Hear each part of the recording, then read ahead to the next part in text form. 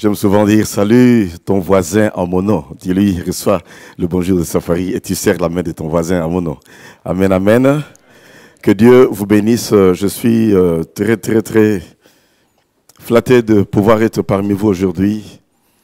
Je remercie le Seigneur qui a permis que nous puissions nous rencontrer avec le pasteur Gabriel et pasteur Oral, voilà.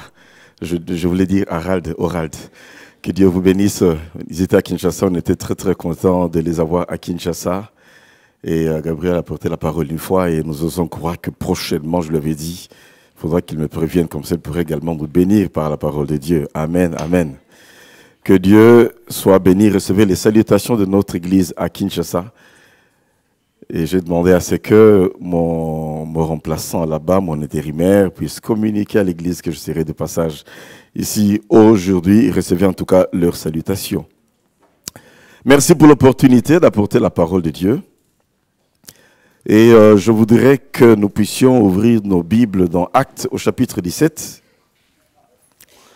Actes des apôtres au chapitre 17. Le texte est très long. Je ferai vraiment une lecture presque kangourou. Actes 17. Nous prenons d'abord le verset 16. Comme Paul les attendait à Corinthe, il sentit au-dedans de lui son esprit s'irriter à la vue de cette ville pleine d'idoles.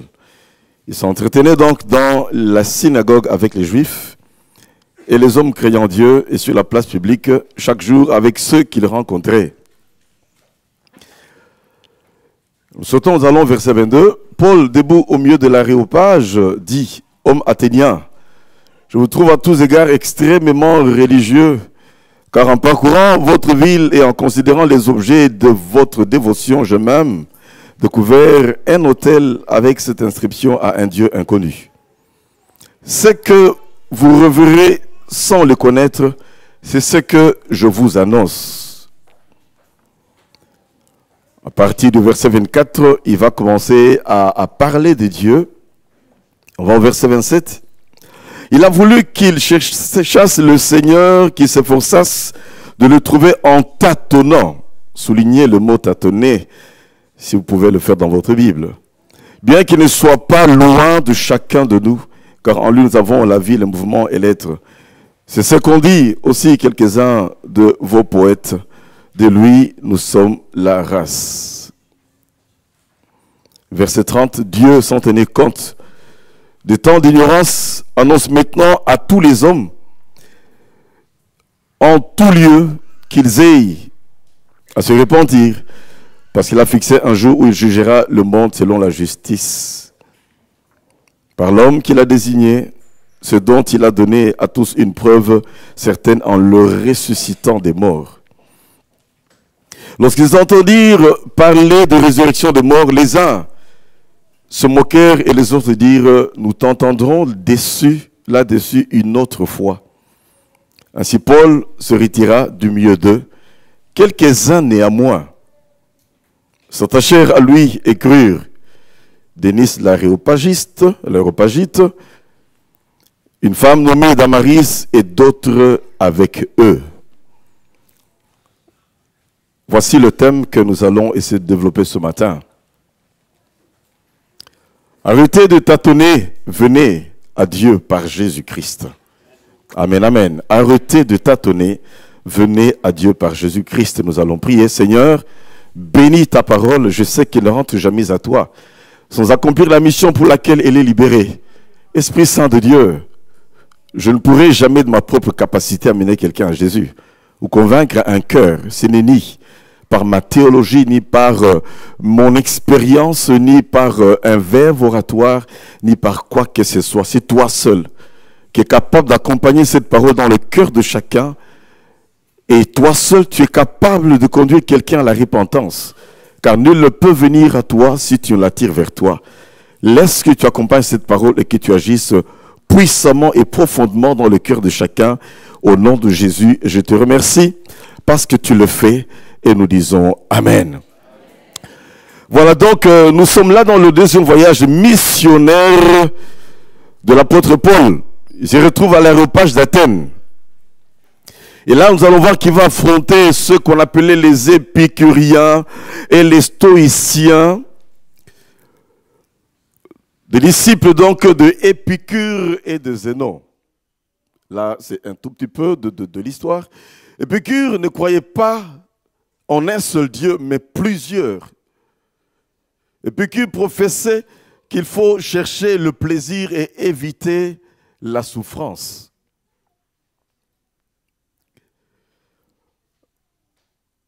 Rechercher les jouissances sensuelles et intellectuelles. Il était doux et calme, Épicure. Zénon, quant à lui, de l'île de Chypre, était panthéiste. Il croyait que Dieu est partout. Il exhortait ses disciples à maîtriser leurs sentiments. Il n'y avait pas de Dieu pour eux, mais une force agissante partout. Pour Zénon, l'âme est une étincelle émanante de la divinité. Ils avaient une certaine fermeté face à la souffrance. Comprenez alors que là, Paul s'est retrouvé à un endroit où les gens aimaient tellement discuter, discutailler, et où il y avait des gens de toutes les tendances philosophiques. Et voilà, il y a un premier groupe de gens qui vont l'appeler discoureur. Il est en train de discourer. Un deuxième groupe de gens va dire qu'il annonce des divinités étrangères. Vous savez, il y a toujours dans chaque ville des endroits où les gens aiment se retrouver pour discuter. Chez nous-mêmes, au pays, il y a un endroit où il y a des gens qui se retrouvent et on les appelle les parlementaires debout. Parce que quand ils sont là, ils discutent de tout et de rien, de la politique, faisant tout un tas de mélanges. Bref, ils sont en train de changer un peu de tout. Et presque dans chaque ville, il y a comme ça de tels endroits. Et là, on va dire que voilà, c'est un discoureur, ce Paul-là. Il annonce des divinités étrangères. Et les gens de l'aéroport sont curieux d'écouter Paul. Et ce dernier saisit l'opportunité pour pouvoir leur parler. Amen, amen. Et là, j'ouvre une parenthèse que je vais refermer tout de suite. Dans la vie bien-aimée, saisis à la volée toute opportunité que tu as pour parler de Jésus. Que ce soit dans un taxi, dans le métro, dans l'avion, n'importe où, dans un restaurant. Quand l'opportunité est là, saisis cette opportunité pour parler de Jésus à ceux qui sont autour de toi. Ne laisse jamais échapper des occasions que Dieu te donne. Et voici qu'au verset 22, il va dire « Hommes athéniens, vous êtes extrêmement religieux. » Verset 23, « Vous avez même fait un autel à un Dieu inconnu. » Et là, c'était le tremplin pour l'apôtre Paul afin qu'il leur parle maintenant de Jésus.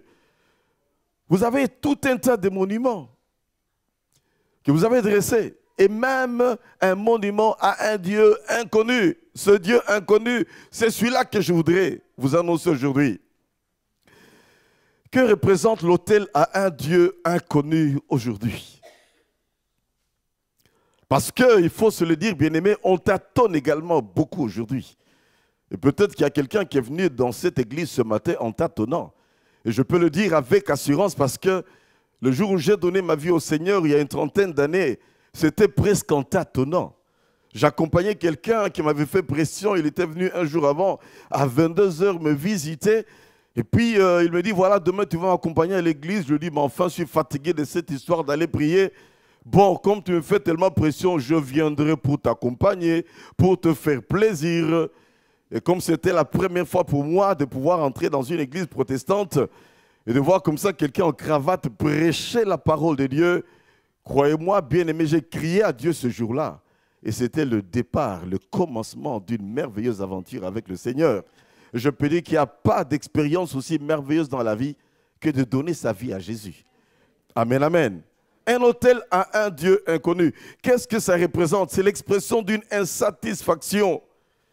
Ils sont insatisfaits alors comme on est obligé ou habitué à faire des autels à Dieu des autels à tout, en voilà à un Dieu inconnu. Dieu inconnu, si tu existes, voilà un autel pour toi. Révèle-toi à nous. Expression d'insatisfaction. Et plein de choses, bien aimées, dans la vie ne peuvent arriver à nous satisfaire. Ni les idoles, ni les traditions, ni les philosophies. Ça ne peut jamais arriver à satisfaire le cœur d'un homme. Ni même la morale, bien aimée, ça ne peut jamais arriver à changer le cœur de quelqu'un.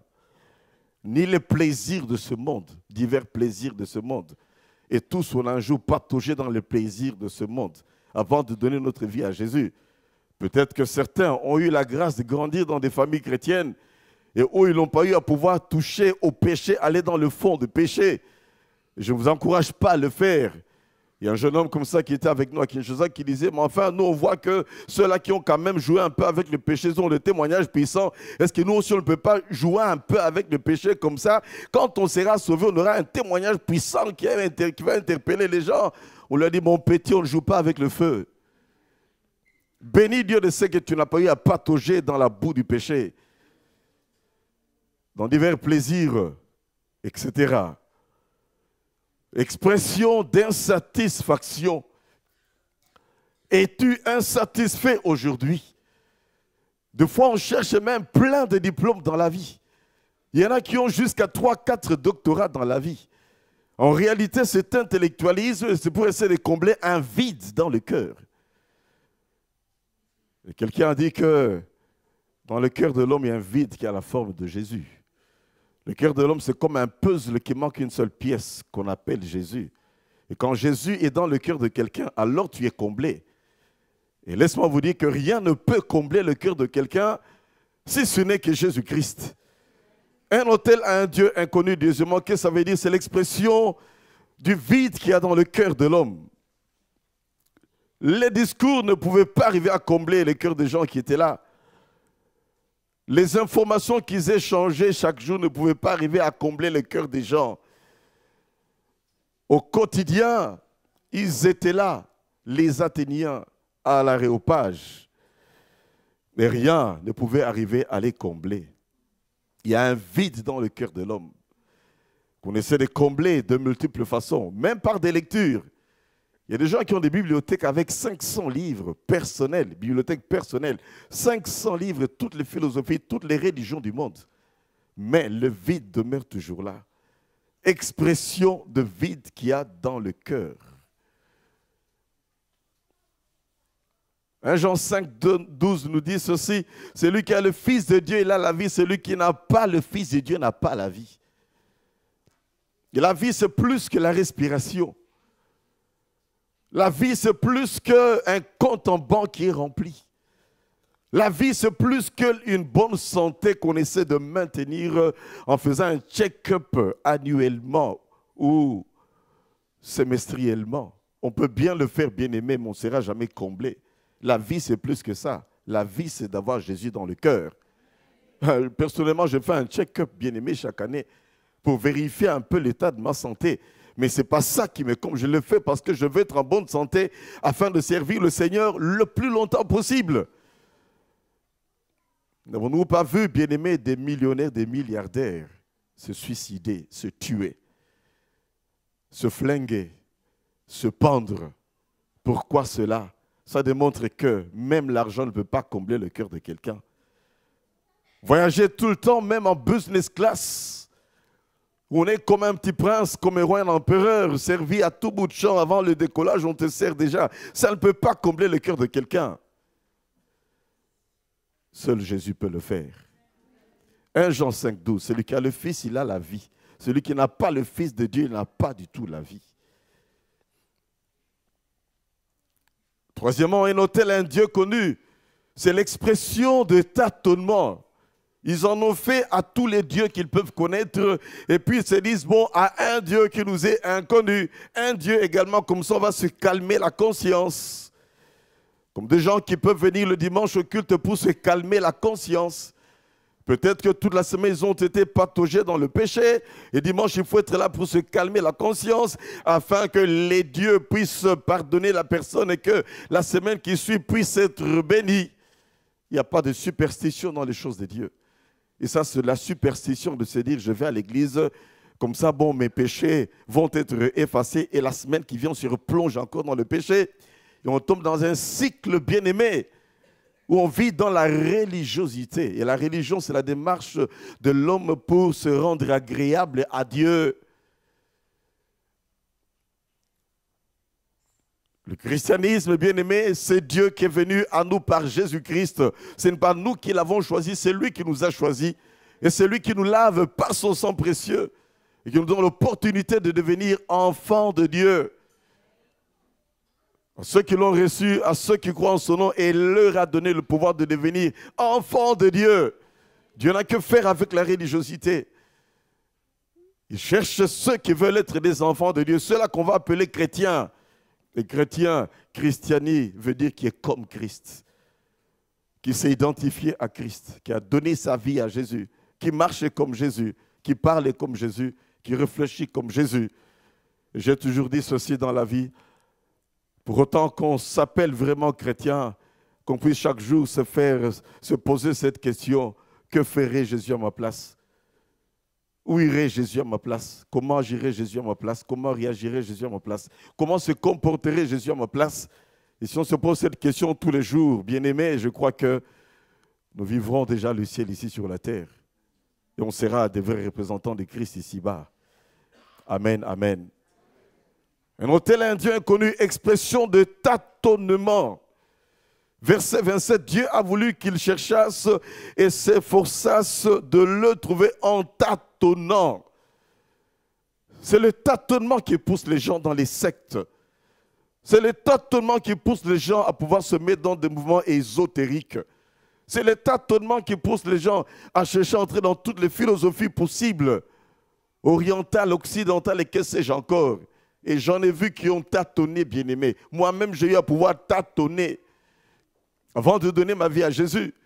Quand j'ai donné ma vie à Jésus une trentaine d'années, croyez-moi, alors que ce jour-là, j'ai crié à Dieu, si tu existes et que tu peux te révéler à quelqu'un qui est fatigué de la vie, révèle-toi à moi. Le Seigneur s'est révélé à moi. Mais avant cela, j'en ai été également dans des mouvements, bien-aimés, qui sont nombreux.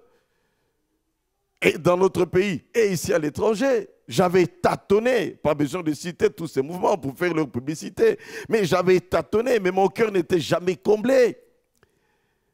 Il y avait des milieux où on devait vous faire entrer dans une salle, vous vous pliez devant l'image du fondateur. Il y a des endroits où on pouvait vous parler de christianisme, mais il n'y avait rien de christianisme dans cela parce qu'on ne parlait pas de la croix de Golgotha. Sans la croix, il n'y a pas de vie chrétienne. Sans compter, bien sûr, ce milieu où on pouvait passer par tout un tas de sacrements, mais on ne connaissait pas Jésus. Tâtonnement. Laisse-moi vous dire que les épicuriens, les stoïciens ont eu à tâtonner avant toi si tu tâtonnes encore aujourd'hui.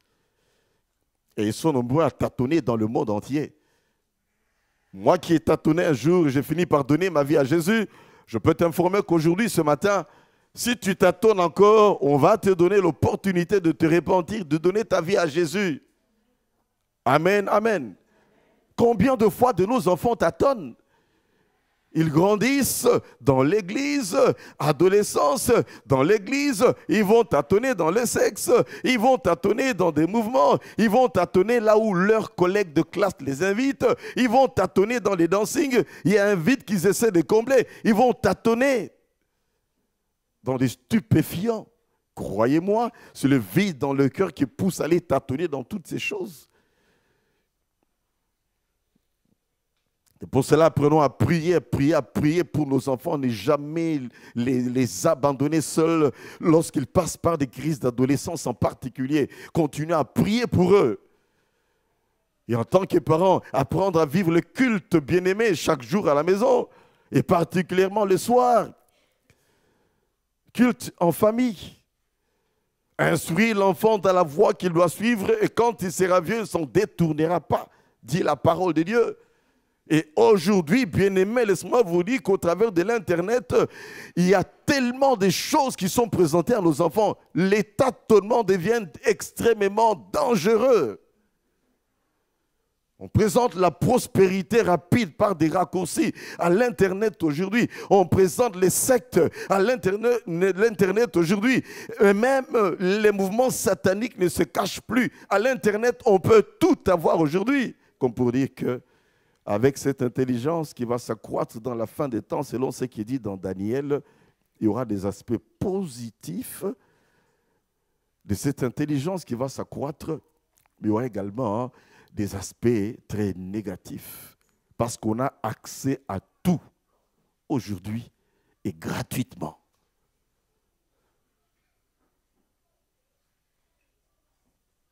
Pour 1 €, juste 1 kilobyte, peut-être, que sais-je, je ne suis pas tellement maîtrisard de tout ce qui est Internet, ou un gigabyte, que sais-je, eh ben, on peut fouiller et puis entrer là, il ne faut pas entrer. Et j'ai vu quelqu'un un jour chercher à vite réussir dans la vie et qui a ouvert un site et on lui a fait une proposition. Il a failli répondre à cette proposition, qui était une proposition très dangereuse. Quelqu'un est entré, il a vite coupé. Il a réessayé une 2e fois, le courant est parti. Il est venu pleurer chez moi. Pasteur, voilà ce que j'ai failli faire. À 2 reprises, j'ai raté de pouvoir laisser ma peau dans telle chose sur Internet. Je lui dis, mon petit, pourquoi est-ce que tu ne veux pas accepter ce qui t'est donné gratuitement? Tu as donné ta vie à Jésus. Tu n'es pas satisfait avec Jésus. Que cherches-tu encore? Pourquoi tu veux aller tâtonner et chercher à entrer là? Il ne faut pas entrer. Ne sais-tu pas que c'est très dangereux, toutes ces voies-là qui sont présentées sur Internet aujourd'hui? Il y a du bon, il y a du mauvais. Et Dieu nous mettra toujours devant le choix. Et dès le jardin d'Éden, on voit que Dieu met l'homme devant le choix. Choisis la vie. Cherche des messages chrétiens. Il y a des chansons chrétiennes. Il y a tout un tas de choses qui peuvent t'aider à développer la foi que de pouvoir aller chercher des raccourcis pour réussir dans la vie. Tu veux réussir, travaille. Dieu n'est pas le Dieu des paresseux. Travaille, sois actif dans la vie. Que de chercher des raccourcis. Et je lui ai dit, tu sais que quand tu serres la main à Satan, il t'arrache le bras. Plus jamais cela dans ta vie. On a prié avec lui. Et non tel un Dieu inconnu, expression du tâtonnement. Jérémie chapitre 29 au verset 13 nous dit ceci. Vous me chercherez, vous me trouverez, si vous me cherchez de tout votre cœur, et je me laisserai trouver par vous. J'ai tâtonné, il m'a rencontré un jour. Et je me suis dit, plus jamais l'amitié avec le monde et les choses du monde. Plus jamais dans la vie mondaine. Je me disais, est-ce que je peux arriver à tenir pendant 1 mois? Dieu m'a aidé. Est-ce que je peux arriver à être chrétien pendant 1 année? J'ai vu que cela était possible, non pas par ma puissance ni par ma force, mais avec l'Esprit de Dieu. Et quand je voyais des gens qui ont fait 5 ans de marche avec Dieu, je me disais, mais ça, ce sont des as de la vie chrétienne. 5 ans, comment elle a fait? 5 ans donc sans se saouler, 5 ans sans aller dans des discothèques, 5 ans sans commettre d'impudicité, 5 ans sans faire ceci, 5 ans, comment se fait-il? Et quand j'atteins les 5 ans, je dis, mais c'est possible d'aller jusqu'à 10 ans. Et j'ai fait mes 10 ans. Eh bien, je peux dire aujourd'hui, avec cette petite trentaine d'années de marche avec Dieu, qu'il est possible de marcher avec Dieu jusqu'à la fin de sa vie. Amen, amen. Il est possible de marcher fidèlement avec Dieu jusqu'à la fin de notre vie. C'est par grâce, non pas par notre puissance, ni par notre force. Question d'avoir soif de marcher avec Dieu, d'apprendre à mettre les genoux à terre, s'imprégner de la parole de Dieu, désirer vivement une vie de sanctification, ne pas se laisser allécher par les choses de ce monde. Amen, amen. Le monde ne m'a rien donné, il n'a rien à m'enlever. Ne pas s'agripper aux choses de ce monde, on n'a rien à porter, on n'emportera rien. On n'est que des pèlerins ici-bas. Gardons le cap bien-aimé et que nous sachions que notre destination, c'est le ciel. On n'est que des pèlerins, des passagers ici-bas. On s'accroche tellement aux choses de la terre. Ces choses bien-aimées ne devraient pas être notre maître, mais uniquement nos serviteurs. Comme on dit de l'argent, un bon serviteur, mais un mauvais maître. Accroche-toi à Jésus. Quatrièmement, un autel, un Dieu inconnu, c'est l'expression d'ignorance. Osée 4,6 nous dit que mon peuple périt faute de connaissance. D'autres traductions disent mon peuple périt par ignorance. Ignorance que le salut, on l'obtient uniquement par Jésus-Christ. Dieu a tant aimé le monde qu'il a donné son Fils afin que quiconque croit en lui ne périsse point, mais qu'il ait la vie éternelle. Jean 14, 6, pardon. Je suis le chemin, la vérité et la vie, dit Jésus. Nul ne peut aller au Père que par moi. Je suis le chemin. Pourquoi est-ce qu'on cherche d'autres chemins? Je suis la vérité. Pourquoi est-ce qu'on va se nourrir de mensonges par-ci, par-là? On va s'abreuver de l'eau boueuse au lieu de s'abreuver de la parole de Dieu qui nous donne la vie. Je suis la vie. Pourquoi est-ce qu'on court là où il y a la mort spirituelle? Quand on n'a pas Jésus, bien-aimé, on est mort spirituellement. On est comme un bon cadavre ambulant, tout simplement, en train de se promener. On est comme un petit fantôme quand on n'a pas Jésus. Donne ta vie à Jésus. Et tu vas réaliser combien c'est merveilleux de marcher avec Jésus. On va réaliser combien on est comblé à marcher avec Jésus. On va réaliser combien on ne court pas derrière les bénédictions, mais les bénédictions deviennent des accompagnateurs. Le bonheur et la grâce m'accompagneront. L'Éternel est mon berger. J'aime bien le psaume 23 que chaque chrétien est censé pouvoir mémoriser. L'Éternel est mon berger. Ça commence par là et ça finit par le bonheur et la grâce m'accompagneront tous les jours de ma vie et j'habiterai dans la maison de l'Éternel. Ils m'accompagneront, des compagnons. Pas courir derrière le bonheur et la grâce, rechercher le bonheur et la grâce. Non, marche avec Jésus qui soit ton berger et toute chose te sera donnée par surcroît. C'est pour cela que j'ai dit dans la vie, j'ai refusé de me comparer à qui que ce soit. J'ai refusé de chercher à courir derrière les bénédictions matérielles et financières. Moi, j'ai comme objectif le ciel et mes préoccupations, le royaume de Dieu. Chercher le Seigneur, marcher avec lui, le servir au mieux et autant que je peux le servir, avec la grâce et la capacité qu'il m'a donnée, sans envier les autres. Parce que chacun a reçu une grâce de la part de Dieu. Et c'est tout. Et les bénédictions suivront. Quand vous les cherchez, eh bien, vous en serez esclaves. Quand ça vous suit, bien-aimés, vous saurez les maîtriser, les contrôler. Il faut comprendre que même quand vous êtes béni, c'est pour être une bénédiction et non pas pour pouvoir vous enorgueillir. Ignorance.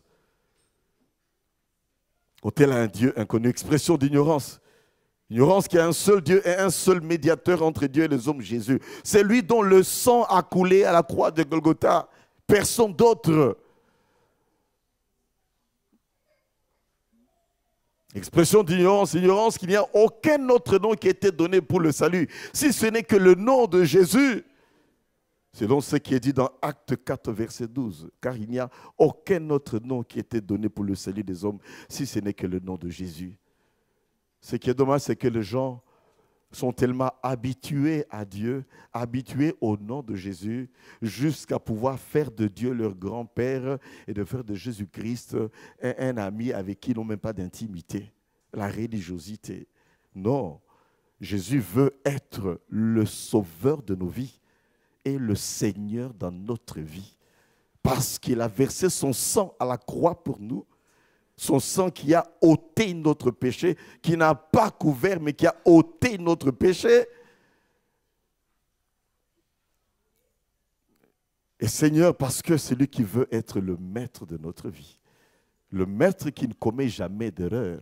Le maître qui nous prend en charge. Le maître qui marche avec nous, qui chemine avec nous, quel que soit le moment, les circonstances de la vie.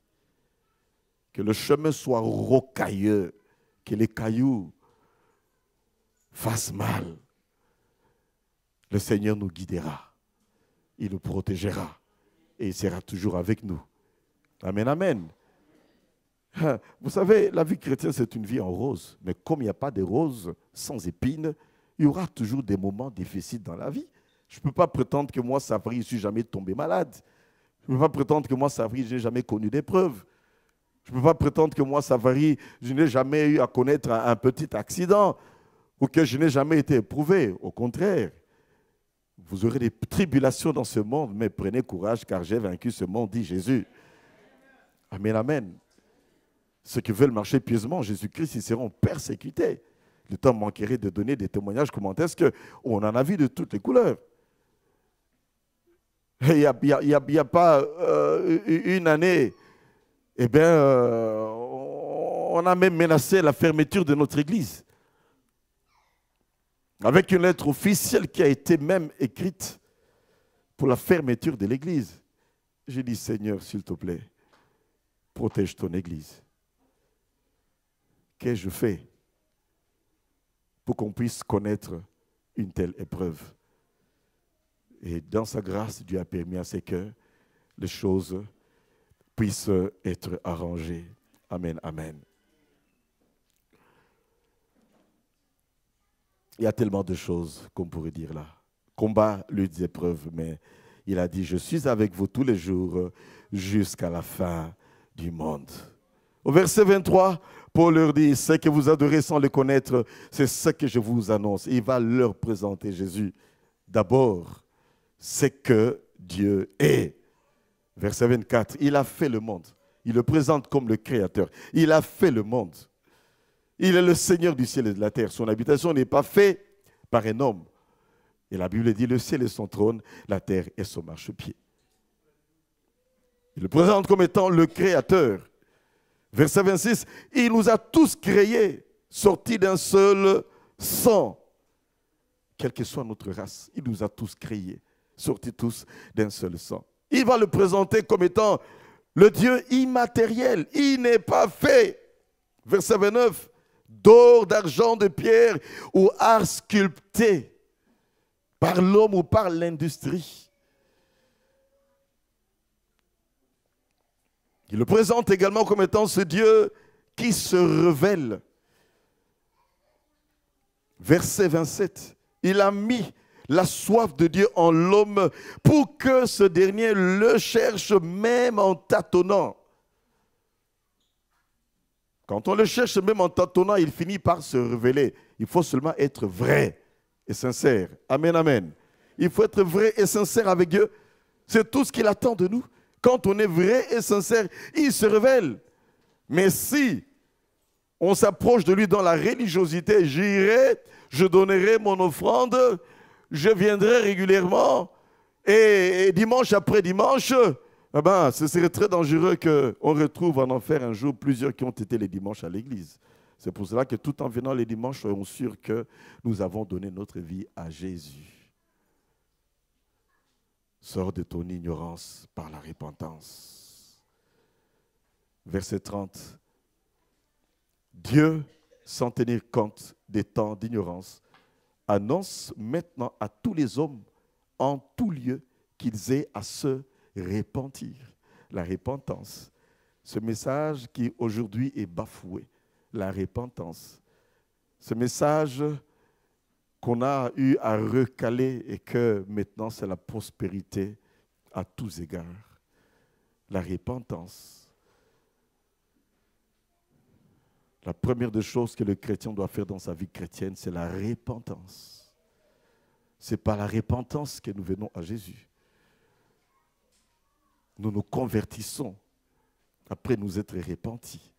On se convertit, bien-aimé, une seule fois, mais la repentance se fera plusieurs fois. Comprenez-moi, s'il vous plaît. Cela veut dire que Safari, même si je peux présenter une tête douce, gentille, si j'ai haussé la voix en face de mon épouse et que je l'ai blessée, je dois me repentir devant Dieu et lui demander pardon. Pardon, chérie. Tout comportement qui n'aura pas honoré Dieu et qui l'aura frustré, je demande pardon. Même à mes enfants, je dois des fois demander pardon à Dieu et demander pardon à mes enfants. Même à l'église, si je fais quelque chose et qui a eu à frustrer, eh bien, pourquoi pas demander pardon quand il faut le faire? De s'en tenir compte des temps d'ignorance. Annonce maintenant à tous les hommes, en tout lieu, qu'ils aient à se repentir. Ce n'est pas, bien-aimé, se revêtir d'un sentiment de culpabilité émotionnelle. Ce n'est pas un regret superficiel du péché. Ce n'est pas une vie de religiosité où dans son calme, on est là et on pense que bon, on pense que je suis là présent, je suis calme devant Dieu. Alors Dieu, parce qu'il m'a vu plusieurs fois, et alors il va me pardonner. Ce n'est pas le fait de connaître non plus intellectuellement la vérité. Des fois, on la connaît intellectuellement, mais le cœur n'est pas au Seigneur. C'est reconnaître sa perdition, reconnaître son péché et confesser son péché. Inviter Jésus dans le cœur, abandonner la vie de péché, réparer ce qui est réparable, restituer ce qui est restituable, si le mot existe. S'agripper à Jésus et à sa parole et tâcher de marcher dans la crainte de Dieu. Autre message qui est recalé, brimé aujourd'hui. Tellement de combines par ce temps-ci, et des fois des chrétiens dans des combines. Tellement d'immoralité, des fois des chrétiens dans l'immoralité. Tellement de choses réprouvées par la parole de Dieu. Tellement même des liens contre nature réprimés par la parole de Dieu aujourd'hui. Mais on essaye de pouvoir couvrir ces choses aujourd'hui. Et même quelquefois par nos institutions reconnues officiellement par l'État. Où allons-nous? C'est la fin des temps, bien-aimés. Il est important de pouvoir arrêter avec le tâtonnement et de pouvoir venir à Dieu par Jésus-Christ. 3 attitudes qu'on va retrouver là à l'Aréopage d'Athènes. 3 attitudes que l'on voit encore aujourd'hui. 3 réactions. Verset 32a. Les uns se moquèrent.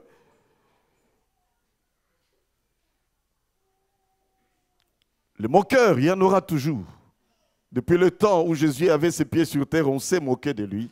On s'est moqué des apôtres. On se moquera de nous encore aujourd'hui. On s'est moqué de moi quand j'ai donné ma vie au Seigneur.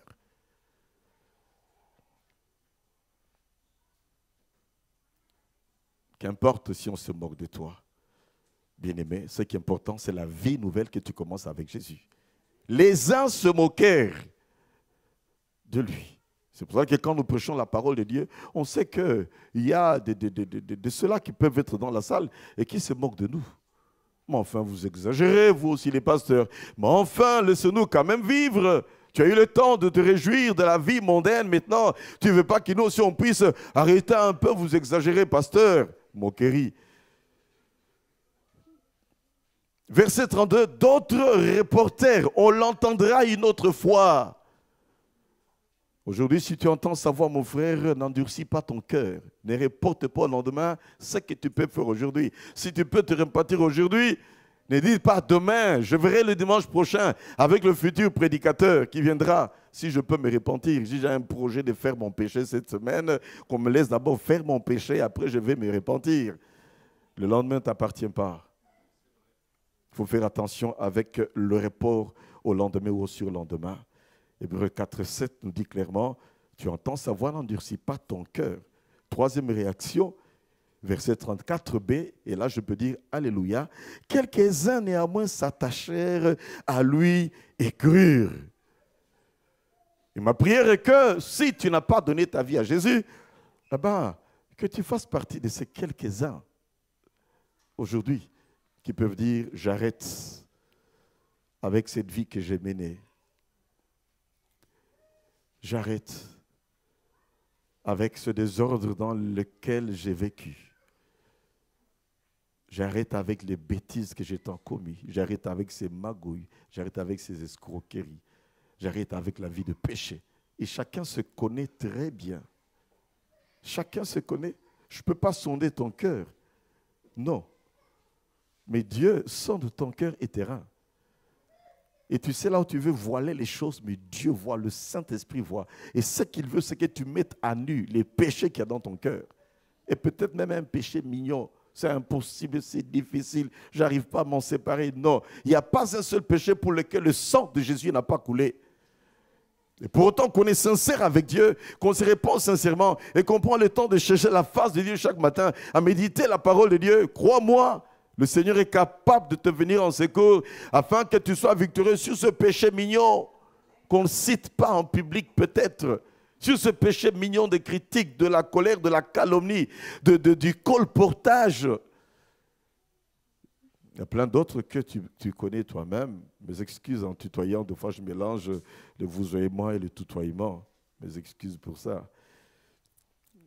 Parmi ceux qui sont convertis, on parle de Denis l'Aréopagite, le gardien de l'Aréopage. Il a pris le risque de dire advienne que pourra, si on va me chasser de ce poste, mais au moins, je trouvais celui qui a comblé mon cœur, Jésus.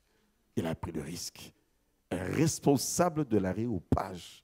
Tu peux être responsable quelque part, qu'importe la moquerie que tu peux récolter, l'important est que tu donnes ta vie à Jésus. Une femme, Damaris. Et là, je dis, merci Seigneur pour la sensibilité des femmes. Il est démontré que dans toutes les églises, il y a plus de femmes que d'hommes. Les hommes sont tellement intello, les hommes aiment tellement réfléchir, les hommes aiment tellement discuter. Les hommes pensent que, bon, eux, ils sont tellement de chefs de famille qui n'ont pas besoin de cette affaire-là de religion. Même ici, je pense qu'il y a plus de femmes que d'hommes. Même chez nous, à Kinshasa, il y a plus de femmes que d'hommes. Et je dis gloire à Dieu pour la sensibilité des femmes. Pour cela, si ton mari n'est pas encore converti, toi, femme, continue à prier. Et par toi, le mari et les enfants viendront au Seigneur. Et si tu n'as pas encore donné ta vie à Jésus, sache que le Seigneur t'attend. Il connaît la sensibilité des femmes. Donne ta vie à Jésus et tout va changer dans ta maison. Et on dit, et d'autres avec eux. Donc toute une autre panoplie des gens qui ont pu donner également leur vie au Seigneur. Sors de ton ignorance par la repentance. Ce matin, ne te moque pas de Jésus. Pour d'autres encore ce matin, ne reporte pas. Et pour d'autres encore ce matin, reviens à Jésus ou viens à Jésus. Est-ce que nous pouvons courber nos têtes dans la prière, s'il vous plaît? Courbons nos têtes juste pendant 1 minute. Je veux que chacun puisse vraiment laisser le Saint-Esprit l'interpeller. Arrêtez de tâtonner, venez à Dieu par Jésus. Je ne sais pas combien de temps tu as tâtonné. Je ne sais pas combien de temps tu es venu dans l'église, mais tu n'as pas donné ta vie à Jésus. Je ne sais pas ce que tu penses de ce Jésus, mais je t'informe que c'est lui qui est mort à la croix de Golgotha. Et mon cœur a été profondément touché par cette adoration et par toutes ces prières qui se sont levées pour élever Jésus qui est mort pour nous à la croix. Celui qui a le Fils de Dieu, il a la vie. Celui qui n'a pas le Fils de Dieu, il n'a pas la vie. À Kinshasa, j'ai eu à faire 2 prédications sur le thème « L'enfer est une réalité, n'en sois pas candidat ». Il ne faudrait pas qu'on ait passé des années dans des églises et qu'on se retrouve de l'autre côté, bien-aimé, là où il y a le feu et le soufre. Nous avons nos têtes courbées dans la prière et je vais demander à celui qui veut donner sa vie à Jésus. Je ne connais pas beaucoup les habitudes ici, mais pour ne pas déraper, je te demanderai de mettre la main sur ton cœur tout simplement. Si tu veux donner ta vie à Jésus et que tu es sincère, si tu penses que tu n'es pas prêt, dis Seigneur, que je sois prêt maintenant. Je veux aussi marcher avec ce Jésus. Tu mets ta main sur le cœur et nous allons prier avec toi. Je vais t'aider à inviter Jésus dans ta vie. Que Jésus vienne dans ton cœur et que Jésus soit ton sauveur et ton Seigneur. Alléluia. Et que tu puisses arriver à chanter également ce chant que nous chantons toujours. Entre tes mains, j'abandonne tout ce que j'appelle mien. Ne permets à personne d'en répondre rien. Alléluia. À lui, nous avons donné notre cœur, nous avons donné notre être entier. Comme ce bon chant qu'on chantait autrefois au début de la nouvelle naissance. À toi, nos cœurs, nos vies, Christ, notre roi. Nous marchons à ta suite. Marchons à ta suite. Christ est notre roi. Il n'y a pas de joie, bien-aimé, de plaisir qui dépasse le plaisir de connaître le Seigneur et de marcher avec lui. Sachant que si la trompette sonnait ou que même si la mort nous surprenait, bien-aimé, on sait qu'il y a une place que le Seigneur Jésus est allé nous préparer, parce qu'il a dit, je suis allé vous préparer une place, afin que là où je suis, vous soyez également avec moi. Entre tes mains, j'abandonne tout ce que j'appelle mien. On ne permet à personne, Seigneur, d'en reprendre rien. Oui, prends tout. Oui, prends tout, Seigneur. Oh oui, prends tout. Oui, prends tout, Seigneur. Oh oui, entre tes mains. Entre tes mains, j'abandonne tout avec. Uniquement la mélodie va continuer à jouer et je veux vous amener dans la prière d'acceptation de Jésus. Répète après moi cette prière en sourdine ou à haute voix selon la conviction de l'esprit que tu as, mais tu mets ta main sur le cœur. Tu vas répéter cette prière avec moi. Dis, Seigneur Jésus, je viens d'entendre ta parole ce matin. J'ai assez tâtonné dans la vie jusqu'à me vautrer dans la boue du péché, jusqu'à me perdre dans les sectes. J'ai été loin de toi, Seigneur. Je viens à toi. Je te demande pardon pour mes péchés. Je te demande pardon d'avoir été loin de toi. Lave mon cœur par ton sang, Jésus. Je t'invite ce matin. Viens, entre dans mon cœur. Viens, entre dans mon cœur. Viens, sois le sauveur de ma vie. Viens, sois le Seigneur de ma vie. Je veux m'abandonner à toi, Seigneur. Je suis fatigué du monde, des choses de ce monde, des plaisirs de ce monde, de tout ce que ce monde nous présente. Entre, Jésus, règne dans mon cœur. Sois le Sauveur, sois le Seigneur. Règne dans ma vie. Je m'abandonne à toi. Alléluia. Tu peux lever ta voix, commencer à remercier le Seigneur parce qu'il le fait. Alléluia. Alléluia. Nous voulons te rendre gloire et grâce, Seigneur, parce que c'est toi qui nous parles. Quelle grâce, Seigneur, que de revenir à toi, ou Seigneur, de te donner notre vie, de te donner notre corps, notre cœur, notre âme, tout ce que nous sommes, Seigneur. Merci parce que nous arrêtons de tâtonner ce matin et nous revenons à toi, nous revenons à la source que tu es, Seigneur, la vie que tu donnes, mon Dieu, parce que c'est toi seul, notre Dieu, qui nous sauve parfaitement. Reçois la gloire, bénis nos vies, bénis chacun qui a été sincèrement touché ce matin et qui a pris la résolution de faire partie de ceux qui croient en toi, Seigneur, et non de réagir comme ceux qui ont différé à un autre jour le rendez-vous qui leur était donné. Seigneur, merci parce que ta parole a été puissante dans nos cœurs et nous voulons simplement nous mettre à l'écoute, à l'obéissance, et donne-nous, Seigneur, révèle-nous de ta puissance pour que nous marchions convenablement et que nous soyons, Seigneur, à la hauteur de la grâce qui nous est manifestée ce matin.